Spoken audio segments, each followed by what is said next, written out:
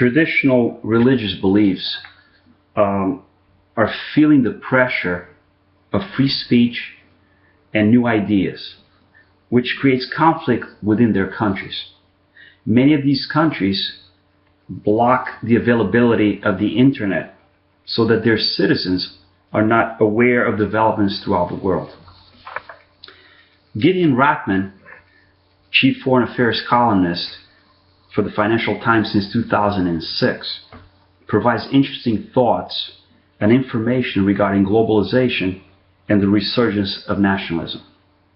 He remarks about the fact that with the emergence of global communications, in particular the internet, borders are no longer important. He also remarks that the fact that with this global mindset moving forward, it seems like somebody must have forgotten to tell local voters and politicians in general that national identity and borders don't matter. Case in point, the vote that took place September 2014, where 45% of the population in Scotland voted to separate from Great Britain.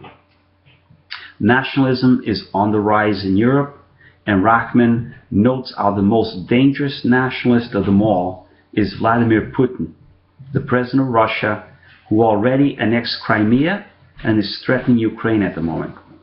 He then proceeds to describe the increase of nationalist politicians within Western European countries, such as France and Germany, with Marine Le Pen leading France's National Front and Germany's so-called Alternative for Germany, which advocates that German interests have become subordinated to those of the European community.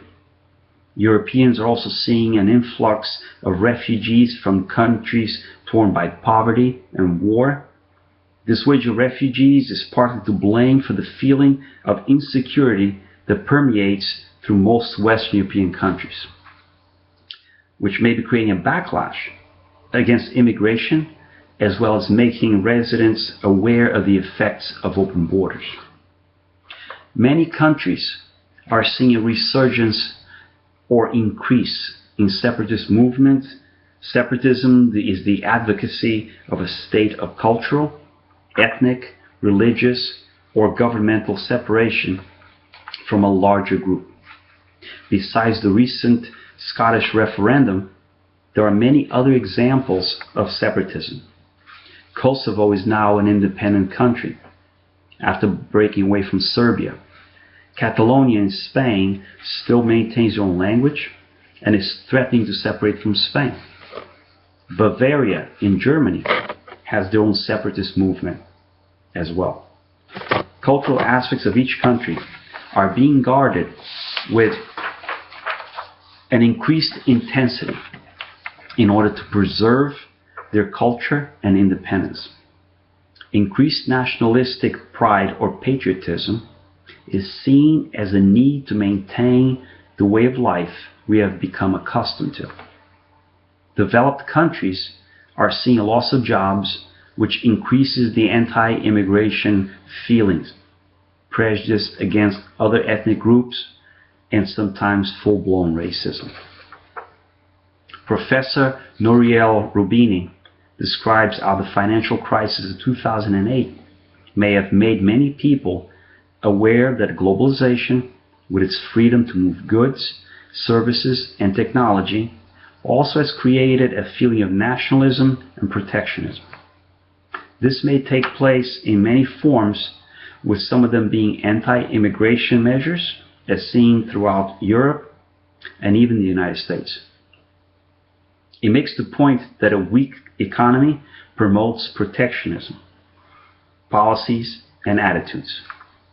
Foreign trade and foreign workers become targets of anger and blame for the slow growth of jobs and salaries. Roubini also notes that as the rich get richer, the poor become stagnant financially, which leads to insecurity, of what he calls a mostly white underclass, which feels threatened by immigration and global trade in general. This, in turn, drives groups such as the Tea Party to promote characteristics such as protectionism, isolationism, and anti-immigration feelings. Gail Tverberg, an actuarial by trade, brings up other negative aspects of globalization with a slew of information, charts, and numbers to demonstrate that economists are guided by flawed concepts that are not realistic as we live in a finite world. Her charts describe China's energy consumption, where she demonstrates that the increase of industry in China has driven the usage of fossil fuels upwards. This increase is seen mostly in the coal consumption, which also has the highest level of negative effects due to release of high levels of carbon dioxide. The rising shift in manufacturing to underdeveloped countries also increases the numbers of people that can afford private transportation, therefore higher demand for oil, causing a price increase. Gale also states globalization has the added effects of transferring jobs from developed to less developed countries, once again driving the feelings of nationalism and protectionism. Globalization is a trend that will continue for a long time. It is not void of negative aspects that may, unless dealt with, influence the forward progress that has taken place so far.